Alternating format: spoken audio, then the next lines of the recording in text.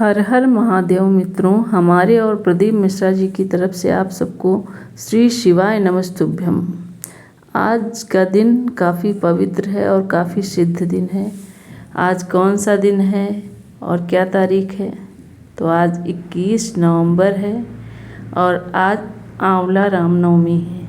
ये दिन काफ़ी सिद्ध है। इस दिन आंवले के पेड़ की पूजा की जाती है और आंवले के पेड़ पर लक्ष्मी जी का निवास होता है, ऐसा शास्त्रों में वर्णित है। तो आज आंवले की पूजा की जाती है। सबसे पहले अगर आप सुबह पूजा कर चुके हैं तो कोई बात नहीं है।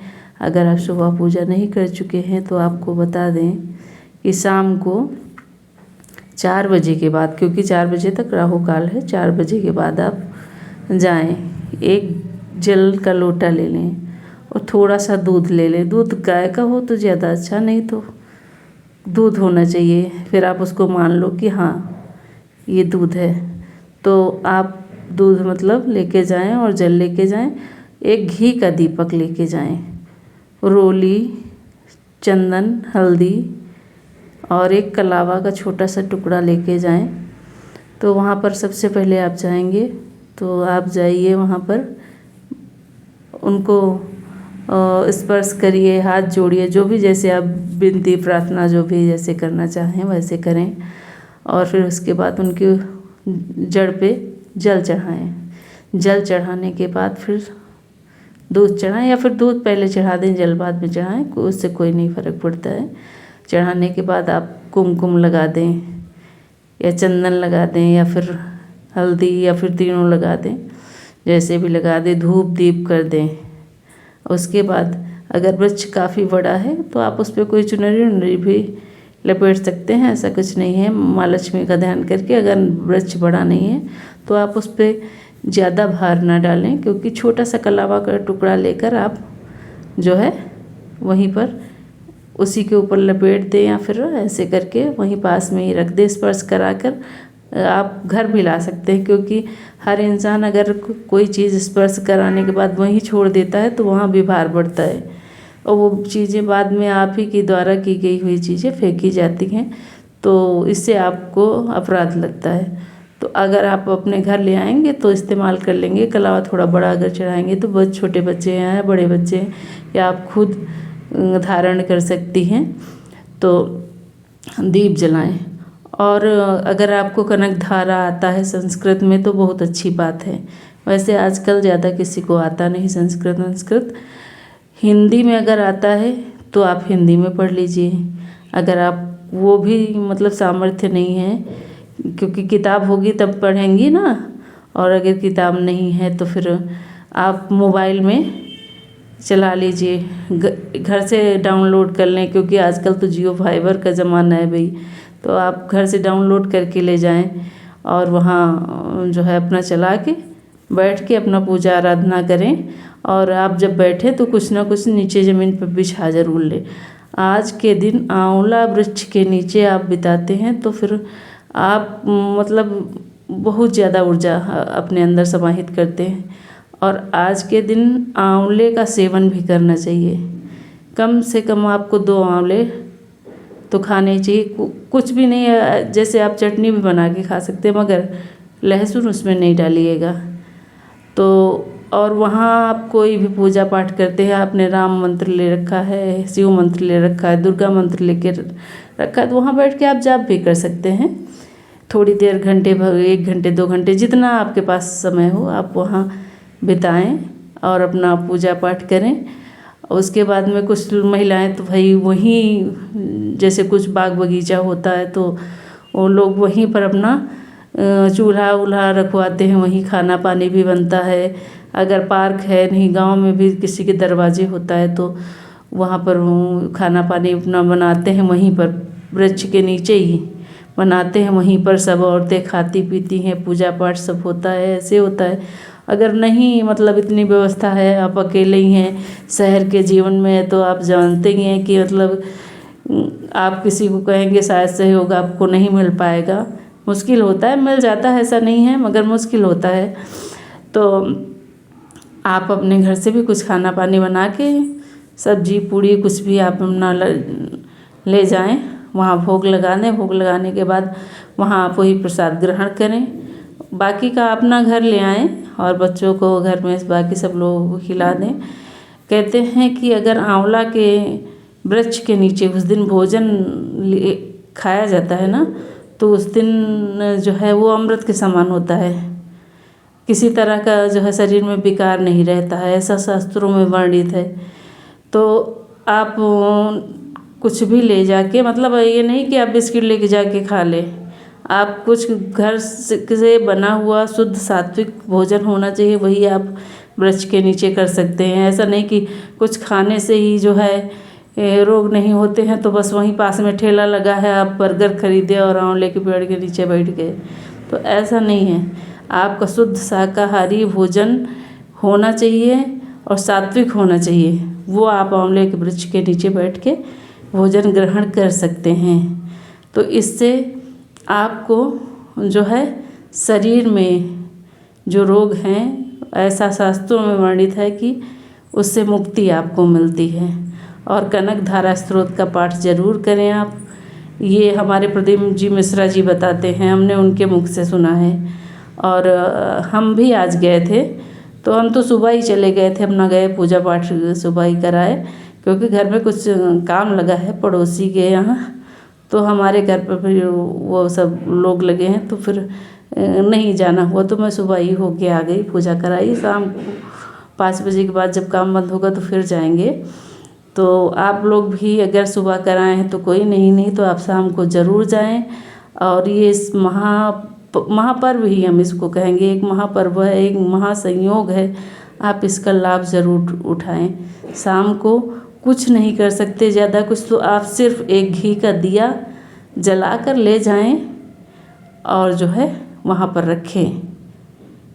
और अगर आपके आसपास कहीं आंवले का पेड़ नहीं है, आप नहीं जो है मतलब ढूंढ पा रहे हैं आसपास कहाँ है, क्या करूं, कैसे जाऊं, कर लूं पूजा, तो आप वहाँ अपने ही घर के मंदिर में जो एक दीपक जलाएं और लक्ष्मी जी सामने बैठी है। सबके घर में इस समय दीपावली है, तो जो सनातन धर्म से जुड़ा है उसके हर घर में गणेश लक्ष्मी होंगे, ठीक है। तो लक्ष्मी जी के सामने आप जो है जो भी प्रक्रिया मैंने आंवले के पेड़ को बताई, वही सब चीज़ें आप लक्ष्मी जी को अपना करें। जैसे मतलब एक फूल से उनके ऊपर जल का थोड़ा छिड़काव करें, उसके बाद उनको रोली लगाएं और उनको वस्त्र पहनाएं, और उसके बाद जो है सब कुछ अपना पूजा पाठ करने के बाद फिर जो है वो घी का दीपक अपना जला दें और माँ से प्रार्थना करें कि हे माँ, मुझे आंवले का पेड़ नहीं मिल पाया, मैं कहाँ जाऊँ, किधर जाऊँ। अगर पहले से मुझे पता होता तो मैं घर में छोटे से गमले में लगा लेती। वैसे शास्त्रों में तो ये है कि बड़ा पेड़ होना चाहिए, पर ठीक है कोई बात नहीं, तो छोटा, क्योंकि छोटे हों या बड़े हों भक्ति से मतलब है। तो फिर भी आप बस आंवले का एक बार ध्यान करें। आप इमेज पहले से फोटो देख सकते हैं मोबाइल में, आंवले के वृक्ष का स्मरण करें और माँ लक्ष्मी तो आपके सामने हैं ही, बस आप घी का दिया जला दें।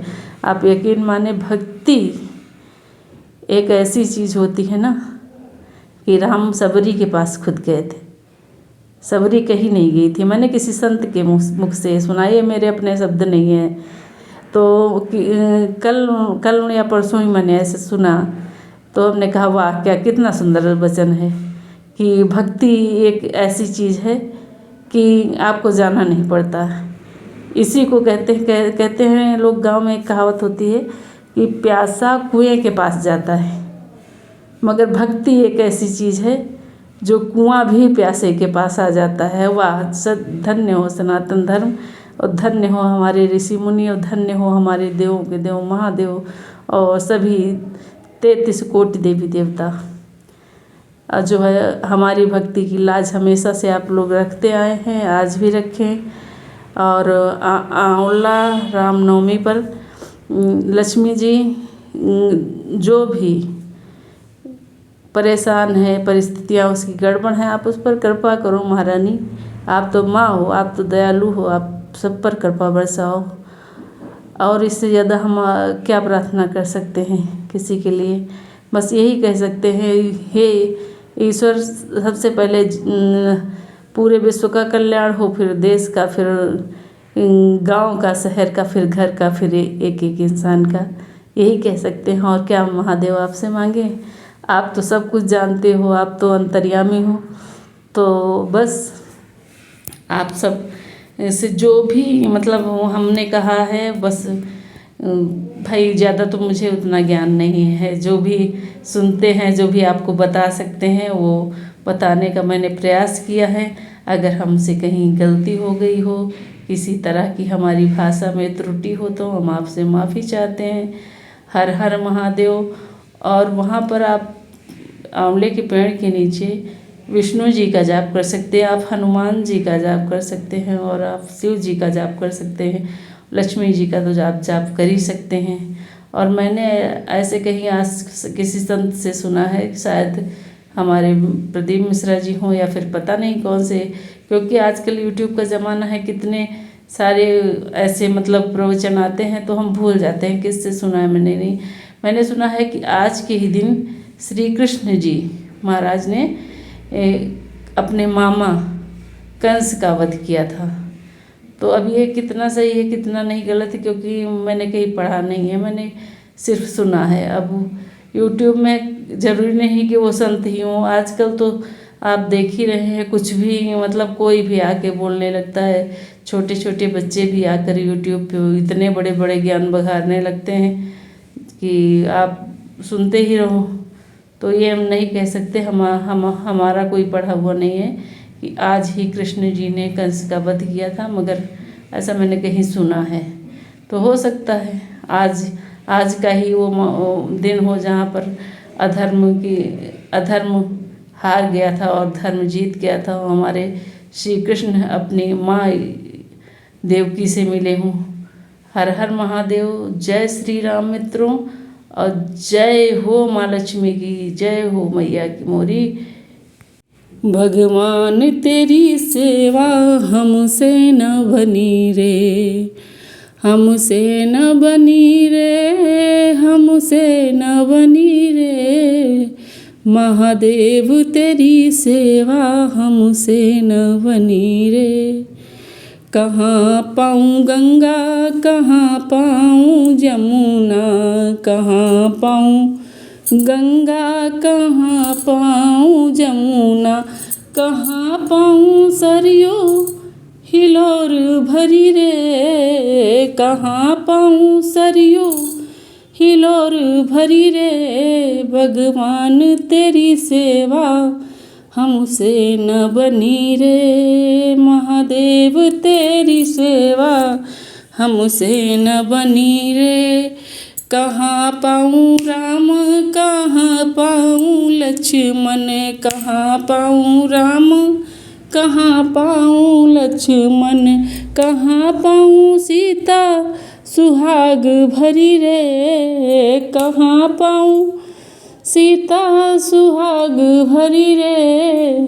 महादेव तोरी सेवा हमसे न बनी रे, महादेव तेरी सेवा हमसे न बनी रे। कहाँ पाऊँ गंगा, कहाँ पाऊँ जमुना, कहाँ पाऊँ गंगा, कहाँ पाऊँ जमुना, कहाँ पाऊँ